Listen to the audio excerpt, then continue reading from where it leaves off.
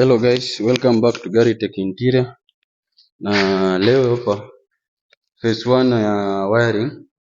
So hii nyumba tumefanya tu wiring dropping peke yake, na sasa wacha niwaonyeshe the first phase venye iko. So hapa tumewekea switch, ndio hiyo ukiangalia wire venye iko, switch ya mlango. Hii ni switching point ya sitting room. Decoration ya downlights za gypsum ya juu already tusha fit.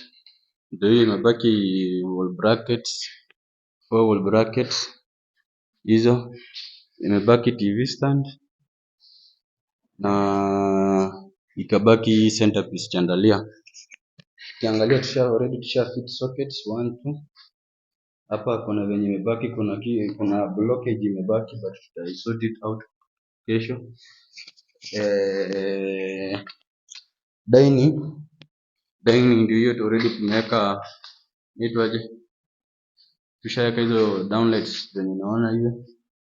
Imebaki wall brackets, socket sorted na hiyo wall brackets peke yake. So hii program ndio inaenda, tumeona tuonyeshe from scratch up to venye itaisha. So hii ni corridor yetu, ndio hiyo ukiona venye iko, tushaweka provision za hizo lightings, ndio hiyo inaenda huko.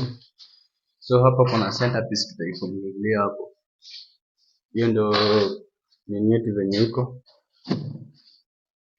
Corridor yetu inafika huko.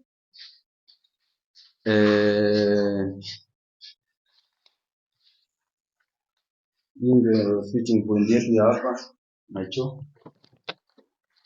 First bedroom tayari imeshajoka, socket iko hapo but imeficha kidogo. Sasa ya kwanza imebaki switch ya strap, na hiyo light tutafunga hapo na fan. And then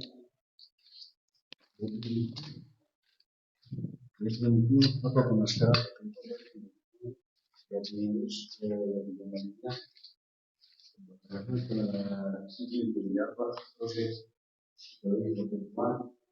socket 2 ndio hapo na strap yake. Milango ndio hizo bado zinaendelea za kumalizia wardrobe, kumalizia vizuri. Let's go to kitchen. So hapa pia hapa kwa corridor hatujamalizia kuweka wall bracket yake. So tuingie jikoni. Jikoni ndio tunaanza na hii switching point hapa. Hii ni hapo kumulika corridor. Varanda nje na security. Hii ni socket ya fridge. Hapa ni socket mbili tumeziweka hapo ya blender, cooker na nini hizo zingine, in case of anything utaka kufanyia kwa worktop unaweza fanyia hapo. Hapa ni cooker na cooker connector iko hapo chini, already tushaisort. Cooker na cooker connector ndio hiyo cooker connector. So hapa ndio tuna expect waweke cooker. Wacha tuende bedroom. Bedroom tuonyesha master bedroom, tuonyesha kwenye inafikia. So bedroom ndio hiyo. Switching point ndio hizo.